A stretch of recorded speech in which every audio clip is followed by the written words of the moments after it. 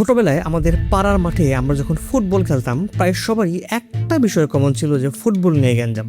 কোন বল দিয়ে খেলা হবে, কার বল দিয়ে খেলা হবে, পুরাতন বল দিয়ে খেলা হবে নাকি নতুন বল দিয়ে খেলা হবে, ইত্যাদি ইত্যাদি। তবে আজকে ফুটবল নিয়ে গ্যাঞ্জামের এমন একটা বিষয় আপনাদের সাথে শেয়ার করছি, সেটা পাড়ার মাঠের কোনো ছোট গ্যাঞ্জাম নয়, সেটা পৃথিবীর মধ্যে সবচেয়ে বড় ক্রীড়া ইভেন্ট বিশ্বকাপ ফুটবলের ফাইনাল ম্যাচের কাহিনী। 1930 সালের ফিফা ওয়ার্ল্ড কাপের ফাইনাল ম্যাচে আর্জেন্টিনা এবং উরুগুয়ে যখন মুখোমুখি দাঁড়ায়, তখন তাদের মধ্যে অন্য সমস্ত বিতর্ক বাদ দিয়ে একটা বিতর্কই সবচেয়ে বেশি হয়, সেটা হচ্ছে বল নিয়ে বিতর্ক। বলে রাখা ভালো, তখনও কিন্তু ফিফা অফিসিয়ালি ভাবে কোনো অফিসিয়াল বল ব্যবহার করতো না।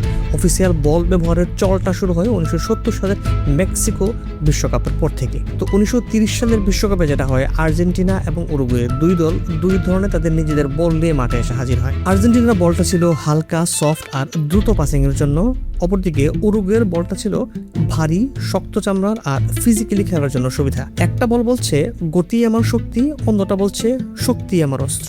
বিষয়টা তো একেবারেই পরিষ্কার, যার বল দিয়ে খেলা হবে সে অবশ্যই বাড়তে সুবিধা পাবে। দুপক্ষ একেবারে মুখোমুখি দাঁড়িয়ে যে তাদের বল দিয়ে খেলতে হবে। পরিস্থিতিটা এতই জটিল আকার ধারণ করে যে শুধু খেলোয়াড়দের মধ্যেই না, পুরা দর্শক সারির মধ্যেই একটা উত্তেজনা এবং যুদ্ধংঘী পরিবেশ সৃষ্টি হয়ে যায়। ঠিক তখনই রেফারি জন ল্যাঙ্গেনাস বুঝতে পারেন যে এটা শুধু খেলার সিদ্ধান্ত না, এটা দুই দেশের একটা অহংকারের লড়াই। তিনি তৎক্ষণাৎ উপস্থিত বুদ্ধি কাটিয়ে তার দুই হাতে দুই বল নিয়ে মাঠে এসে উপস্থিত হন এবং তিনি সিদ্ধান্ত নিয়ে টস হবে, টসে যে জিতবে তার বল দিয়ে খেলা শুরু হবে।